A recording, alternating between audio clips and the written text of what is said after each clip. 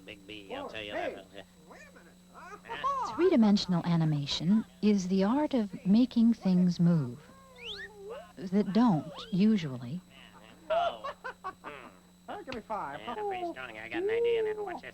or making things that do move in new and different ways. Watch this now. Okay, come on back. Come on now. Yeah. These men are animators.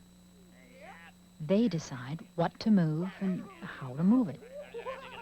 Nothing in film animation moves by itself.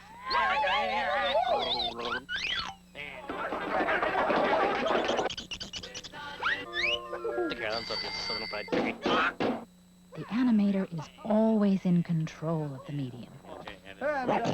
Well, almost always. And now there's something new in three-dimensional animation. Clay. Claymation, claymation.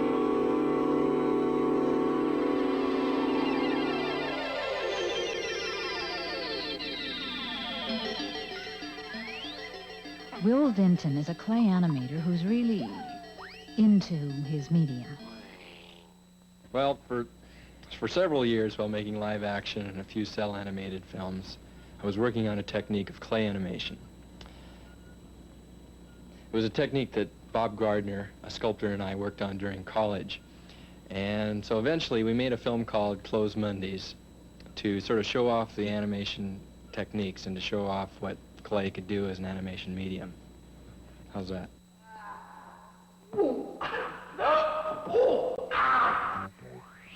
Thank you for turning me on. I am a replica of the Model 505. Until Closed Mondays, clay was pretty much dismissed as a serious animation medium.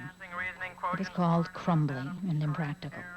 Mutations, metamorphological mutations, hip reversal, comparative mutations. Its co-creators won an Academy Award for the film. Clay animation came of age.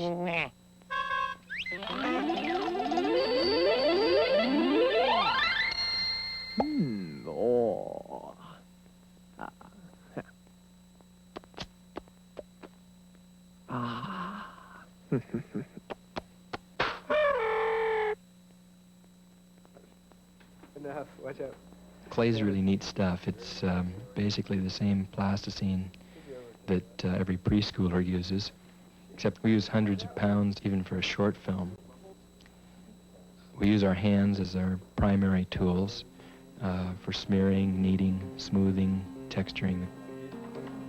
Clay's a natural for simple figures and limited movement, or big blobby shapes.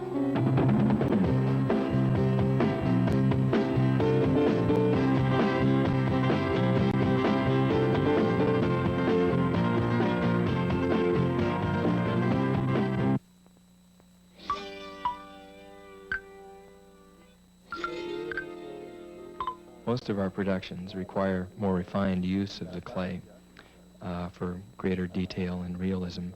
And for these things, we use sculpting tools common to most kinds of clay modeling.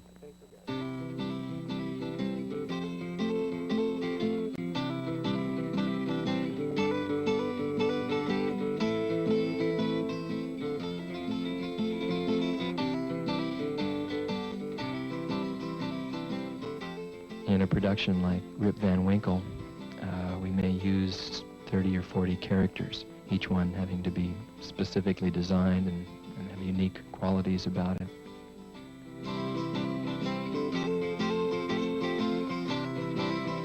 The characters range from 7 or 8 inches tall to 10 or 12 inches tall, and occasionally we use different scales, very small-scaled characters for distance shots, and even as large as life-size for extreme close-ups.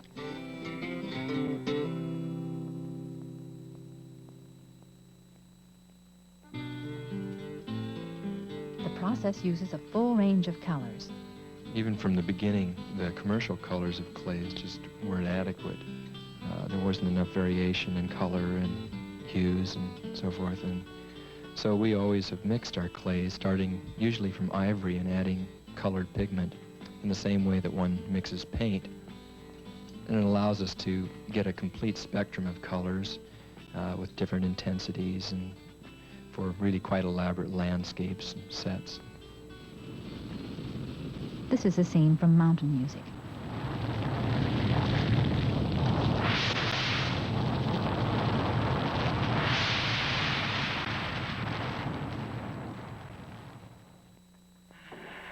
I wonder what makes it work.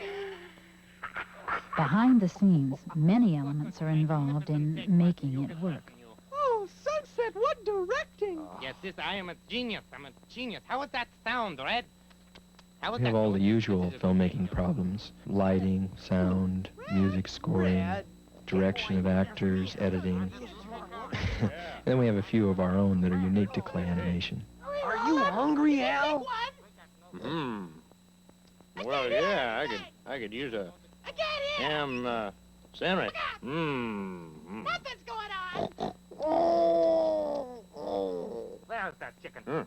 What is going on? It's touchy, ain't you? You are What is the sound? disgusting! What do you mean? You're nothing. disgusting? Red, I dog. just want a ham sandwich. Ow! Red, You're talking about my family! Red, where's the chicken here? I'm trying to find the sound here. Talking about a ham sandwich. Red, Red.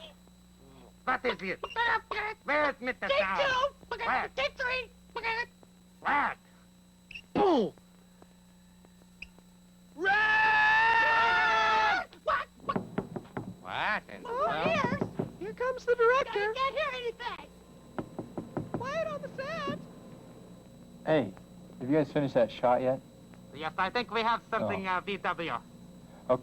Okay, well, let's get on with the close-up now, huh? Okay, we'll set up for that.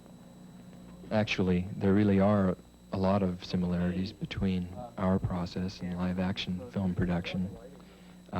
Both are shot in real space with the characters moving around in front of the camera within sets. If a scene calls for mood and drama, as many of the scenes in Martin the Cobbler did, then we can light the sets just about the same way that a live-action production crew would light a set.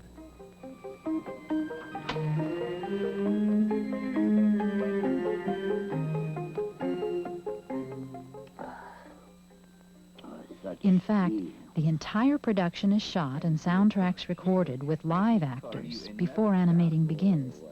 The footage and sound are edited into a reference film, which is used as a guide to animation, as in this scene from Martin the Cobbler. So you keep looking out the window because you thought that I admit you were.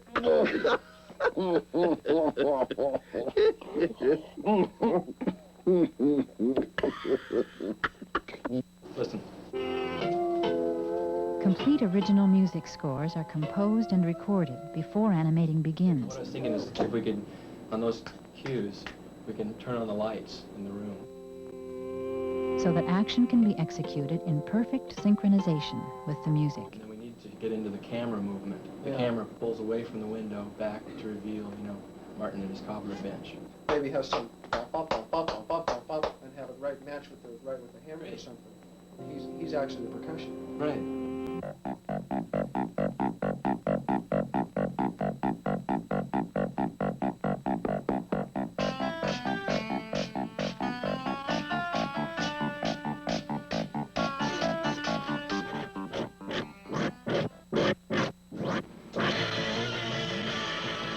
By editing the reference film, the voice and the music tracks together, we're able to really get a precise guide for animation.